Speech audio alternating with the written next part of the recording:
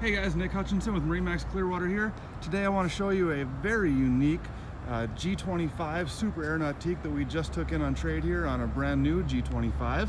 Customer just trades in every couple years and gets a brand new one. And every time they do, they make a very unique color combination, really stands out on the water, and add a bunch of upgrades that we don't always see, such as the light bars here. They're forward and aft facing. We've got two large light bars. Also underwater lights around the boat, not only just on the rear, but on the sides.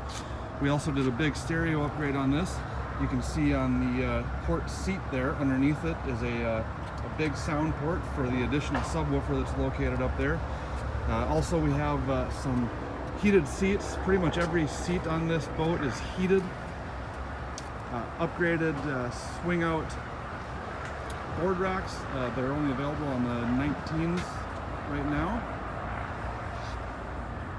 Like you can see here in the video, awesome color combination, something you don't see a lot. Boat doesn't have a ton of hours on it. Everything was taken care of. We're going through right now and doing full maintenance on it, and this thing will be ready to go. If you guys have any other questions, give me a call, bring your board, we'll go out for a ride, and I'll show you how amazing this thing is out on the water. Thanks.